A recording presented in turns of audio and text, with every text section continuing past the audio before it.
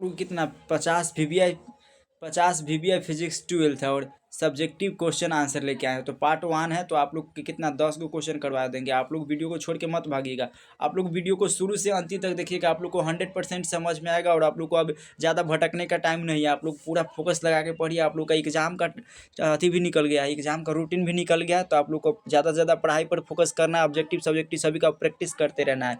तो चलिए video start करते हैं और आप लोग चैनल पर ज़्यादा से ज़्यादा ध्यान दीजिए और चैनल को सब्सक्राइब कर दें। देखिए पहला क्वेश्चन है विद्युत द्विध्रुव आघूर्ण क्या है। पहला क्वेश्चन है विद्युत द्विध्रुव आघूर्ण क्या है। विद्युत द्विध्रुव आघूर्ण क्या है, इसका ऐसा मात्रक लिखे। विद्युत द्विध्रुव आघूर्ण क्या है, तो आप लोग समझिए विद्युत द्विध्रुव आघूर्ण क्या है। 2014 और 15 में पूछा है। तो विद्युत द्विध्रुव आघूर्ण क्या होता है, तो विद्युत द्विध्रुव आघूर्ण होता है जैसे यहाँ पर एक माइनस आवेश, यहाँ पर एक प्लस आवेश है। तो इसका होता है दो में से दो गो आवेश है, एक प्लस आवेश है, एक माइनस आवेश। तो दो में से एक आवेश का परिमाण, दो गो आवेश है, एक यहाँ एक यहाँ। तो दो में से एक आवेश का परिमाण तथा दोनों आवेश की ना बीच के दूरी के गुणनफल को विद्युत द्विध्रुव आघूर्ण कहते हैं और इसे P से सूचित किया जाता है। और इसका फॉर्मूला होता है P बराबर Q×12। तो दो में से एक आवेश का परिमाण तथा दोनों आवेश के बीच के दूरी को विद्युत द्विध्रुव आघूर्ण कहते हैं। तो इसको आप लोग ऐसे लिखिएगा, आवेशों के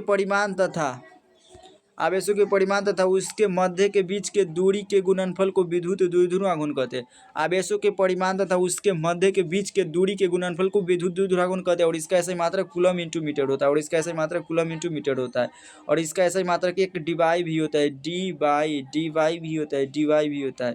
और एक डीवाई बराबर क्या होता है, एक डीवाई बराबर 3×10⁹ होता है, 3×10⁻19 होता है। एक कूलम इंटू मीटर बराबर होता है। तो आप लोग को विद्युत द्विध्रुव बढ़िया समझ में आ गया होगा। आप लोग नहीं समझेंगे तो एक बार फिर से समझा देते हैं। तो आप लोग लिखिएगा आवेशों के परिमाण तथा उसके मध्य के बीच के दूरी के गुणनफल को विद्युत द्विध्रुव आघूर्ण कहते हैं और इसका ऐसे मात्रक कूलम इंटू मीटर होता है। और एक कूलम इंटू मीटर बराबर क्या होता है, 3×10⁻19 होता है। 3×10⁻19 डिवाइड होता है। तो आप लोग इसको भी कर लेंगे। तो आप लोग और इसका चित्र बना देंगे आप लोग, तो आप लोग को 2 नंबर मिल जाएगा। अब अगला दूसरा नंबर क्वेश्चन आता है, संधारित्र की धारिता से आप क्या समझते हैं। अगला क्वेश्चन है संधारित्र की धारिता से आप क्या समझते हैं। संधारित्र की धारिता से आप क्या समझते हैं, संधारित्र की धारिता से। एक क्वेश्चन भी काफ़ी ज़्यादा बार पूछा गया, संधारित्र की धारिता से आप क्या समझते हैं। आप लोग कैपेसिटर जानते हैं, जो पंखा के ऊपर में लगा रहता है, कंडेंसर बैटरी की तरह रहता है, पंखा के ऊपर में लगा रहता है ना बैटरी की तरह कंडेंसर, तो उसी को संधारित्र कहते हैं। तो संधारित्र की धारिता से आप क्या समझते हैं। तो संधारित्र एक ऐसी युक्ति है, संधारित्र क्या है, तो संधारित्र एक डिवाइस है या युक्ति है जो बहुत कम जगह में बहुत अत्यधिक आवेश की मात्रा या विद्युत ऊर्जा को संचित करती है। और कैपेसिटर होती है जो क्या करती है, विद्युत को अपने और अति अवशोषित करती है और पंखा को तेज कर देती है, उसी को संधारित्र कहते हैं। तो संधारित्र एक ऐसी युक्ति है जो बहुत कम जगह में ना बहुत अत्यधिक आवेश की मात्रा या विद्युत ऊर्जा को संचित रखती है। और 2000 से पूछा, 2000 में पूछा है और 19 में पूछा है। तो आप लोग इस क्वेश्चन को मत छोड़िएगा, आप लोग कर लीजिएगा। उसके बाद आता है किरचॉफ का प्रथम नियम, ये भी इम्पोर्टेंट क्वेश्चन है। किरचॉफ का प्रथम नियम भी इम्पोर्टेंट क्वेश्चन है। किरचॉफ का प्रथम नियम काफ़ी ज़्यादा इम्पोर्टेंट क्वेश्चन है, तो आप लोग समझिए। तो इस नियम के अनुसार ना किसी बिंदु या संधि पर आने वाली धाराओं का योग आने या जाने वाली धाराओं के योग के बराबर होता है। किरचॉफ का प्रथम नियम कहता है क्या, किरचॉफ का प्रथम नियम कहता है कि किसी बिंदु आवेश पर आने वाली विद्युत धारा, इधरों से विद्युत धारा आ रहा है, इधरों से आ रहा है, इधर से जा रहा है, इधर से जा रहा है, इधर से, तो किसी बिंदु पर आने वाली विद्युत धाराओं का योग क्या होता है, हमेशा शून्य होता है। तो इसको आप लोग ऐसे करिएगा, इसको आप लोग ऐसे लिखिएगा कि इस नियम के अनुसार ना किसी बिंदु या संधि पर आने वाली धाराओं का योग या जाने वाली धाराओं का योग बराबर होता है। यहाँ से आने वाली धारा और जाने वाली धारा का योग क्या है, बराबर। जैसे I1 और प्लस I2 बराबर I3 I4 और I5 हो गया। तो आप लोग इतना कर लेंगे, तो आप लोग को इतना लिख देंगे तो आप लोग को मिल जाएगा, 2 नंबर आराम से दे देगा। पहले आप लोग इसका परिभाषा लिख लीजिएगा, किरचॉफ का प्रथम नियम क्या है। तो आप लोग लिखिएगा कि इस नियम के अनुसार ना किसी बिंदु या यहाँ पर एक बिंदु है, तो किसी बिंदु पर आने वाली धाराओं का योग जाने वाली धाराओं के योग के बराबर होता है। यहाँ पर I1 आ रहा है, I2 आ रहा है और I3 जा रहा है, I5 जा रहा है, I4 जा रहा है। तो आने वाली धारा और जाने वाली धाराओं का योग एक दूसरे के बराबर है। तो इतना आप लोग लिख लीजिएगा। उसके बाद आता है लेंज के नियम को लिखे। 4 नंबर क्वेश्चन है जो काफ़ी ज़्यादा इंपॉर्टेंट है। 4 नंबर क्वेश्चन है जो इम्पोर्टेंट क्वेश्चन है। लेंज के नियम को लिखे, लेंज के नियम को लिखे। तो आप लोग लिखिएगा कि जब किसी कुंडली से संबंध चुंबकीय फ्लक्स में परिवर्तित होता है तो कुंडली में विद्युत वाहक बल प्रेरित हो जाती है। तो जब किसी कुंडली से संबंध चुंबकीय फ्लक्स में परिवर्तित होता है तो कुंडली में विद्युत वाहक बल प्रेरित हो जाती है। तो प्रेरित विद्युत वाहक बल की दिशा इस प्रकार होती है कि यह उस कारण का विरोध करती है जिस कारण से इसकी उत्पत्ति होती है। आप लोग लेंज के नियम में लिखिएगा कि जब किसी कुंडली से ना, आप लोग लेंज के नियम को लिखिएगा कि जब किसी कुंडली से संबंध, जब किसी कोई कुंडली है तो जब किसी कुंडली से संबंध चुंबकीय फ्लक्स में परिवर्तित होता है तो कुंडली में विद्युत वाहक बल प्रेरित हो जाती है।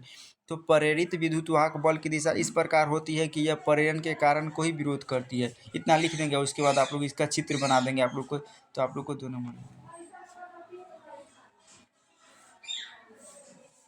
यहाँ से निकलेगा और यहाँ निकलेगा और यहाँ पर ही ना जिस कारण से इसकी उत्पत्ति होती है इसी का ही विरोध करने लगती है।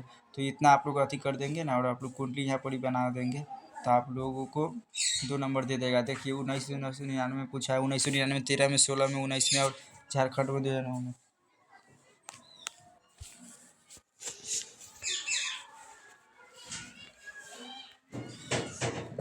पाँच नंबर क्वेश्चन है शंट क्या है। 5 नंबर क्वेश्चन है शंट क्या है। 5 नंबर क्वेश्चन है शंट क्या है, 2 उपयोग को लिखे। शंट क्या है, 2 उपयोग को लिखे। तो आप लोग लिखिएगा कि जब गैल्वेनोमीटर के साथ समांतर क्रम में निम्न प्रतिरोध जोड़ा जाता है तो इसे शंट कहते हैं। जब गैल्वेनोमीटर के साथ ना समांतर क्रम में निम्न प्रतिरोध को जोड़ा जाता है तो इसे शंट कहा जाता है। ऐसे आप लोग लिखिएगा कि जब गैल्वेनोमीटर के साथ समांतर क्रम में निम्न प्रतिरोध जोड़ा जाता है तो इसे शंट कहा जाता है।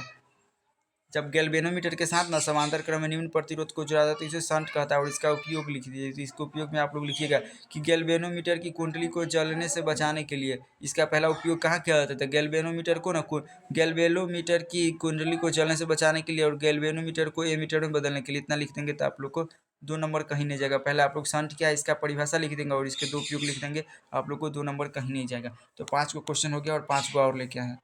और 6 नंबर क्वेश्चन है पूर्ण आंतरिक परावर्तन क्या है। तो पूर्ण आंतरिक परावर्तन क्या है काफ़ी बार 19 में, 16 में और 19 में, 2009 में झारखंड बोर्ड में पूछा है। तो जब आपतन कोण का मान क्रांति कोण के मान के बराबर हो जाती है, जब आपतन कोण का मान क्रांति कोण के मान के बराबर हो जाती है तो आपतित किरण विरल माध्यम में गमन नहीं कर पाती है। जब आपतन कोण का मान क्रांति कोण के मान के बराबर हो जाती है तो आपतित किरण विरल माध्यम में गमन नहीं कर पाती तथा सतह से टकराकर पुनः वापस उसी माध्यम में लौट जाती है और यह पूर्ण आंतरिक परावर्तन कहलाती है।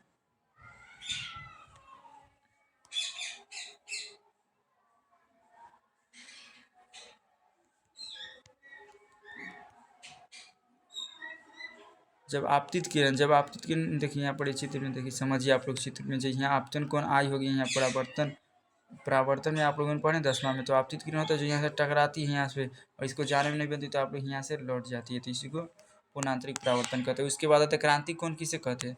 क्रांति कोण किसे कहते हैं, क्रांति कोण किसे कहते हैं, तो आप लोग इसको लिख दीजिएगा। क्रांति कोण किसे कहते हैं, आपतन कोण का वह खास मान जिसके लिए अपवर्तन कोण का मान 90 डिग्री हो जाती है क्रांति कोण कहलाता है। तो आपतन कोण का वह मान आपतन कोण का वह खास मान जिसके लिए अपवर्तन कोण का मान 90 डिग्री के बराबर हो जाती है क्रांति कोण कहलाता है। इतना लिख दीजिएगा। उसके बाद है प्रकाश के व्यतिकरण से आप क्या समझते हैं। ये क्वेश्चन काफ़ी ज़्यादा इंपॉर्टेंट है। प्रकाश के व्यतिकरण से आप क्या समझते हैं। तो 2 कला संबंध स्रोत से निकलने वाले प्रकाश तरंगीय अध्यारोपण के कारण प्रकाश ऊर्जा को पुनर्वितरण करने की घटना को प्रकाश का व्यतिकरण कहते हैं। 2 कला संबंध स्रोत से निकलने वाले प्रकाश तरंगे के अध्यारोपण के कारण प्रकाश ऊर्जा को पुनर्वितरण करने की घटना को प्रकाश का व्यतिकरण कहते हैं। ना लिख देंगे। और इसके बाद इसके व्यतिकरण से आप क्या समझते हैं। तो प्रकाश के व्यतिकरण के लिए आवश्यक इसे आप लोग लिख दीजिएगा। उसके बाद 9 नंबर क्वेश्चन में आता है लेजर प्रकाश के गुण एवं उपयोग को लिखिए। लेजर प्रकाश के गुण एवं उपयोग को लिखिए। तो लेजर प्रकाश एक वर्णी होता है। लेजर प्रकाश एक वर्णी होता है। लेजर प्रकाश एक वर्णी होता है और यह अति कला संबंध होता है। यह अति कला संबंध होता है। यह अति दिशात्मक होता है। इतना लिख दीजिएगा। उसके बाद इसका उपयोग में लिख दीजिएगा क्या, हीरे में छेद करने के लिए, हीरे में ना छोटे छिद्र करने में और चिकित्सक विज्ञान में। इतना लिख देंगे तो आप लोग को 2 नंबर कोई नहीं काटेगा। उसके बाद 10 नंबर क्वेश्चन है डोपिंग क्या है। डोपिंग क्या है। डोपिंग आप लोग किसी अर्धचालक में ना उचित अशुद्धि को मिलाने की प्रक्रिया को डोपिंग कहते हैं। तो किसी कोई अर्धचालक है ना तो उसमें उचित अशुद्धि को मिलाने की प्रक्रिया को अर्धचालक कहते हैं। तो इसको आप लोग लिख दीजिएगा। तो किसी अर्धचालक में उचित अशुद्धि को मिलाने की क्रिया को डोपिंग कहते हैं। इतना लिख देंगे तो आप लोग को 2 नंबर मिल जाएगा। तो आप लोग को अब कहाँ कोई दिक्कत होगा, आप लोग को कोई दिक्कत नहीं होगा। मात्र 10 क्वेश्चन बताए। आप लोग इस सभी का स्क्रीनशॉट आराम से ले लीजिए। इस सभी क्वेश्चन का आप लोग स्क्रीनशॉट ले लीजिए। इसके सभी का आप लोग स्क्रीनशॉट ले लीजिए। आप लोग इस सभी क्वेश्चन का स्क्रीनशॉट बारी बारी से ले लीजिए और कॉपी में नोट करके याद कर लीजिएगा। आप लोग कोई क्वेश्चन इस एग्जाम के अंदर में पूछेगा। तो आप लोग के लिए मिलते हैं नेक्स्ट वीडियो में। आप लोग कमेंट करके बताइएगा कि अब किस टॉपिक पर वीडियो बनाएं।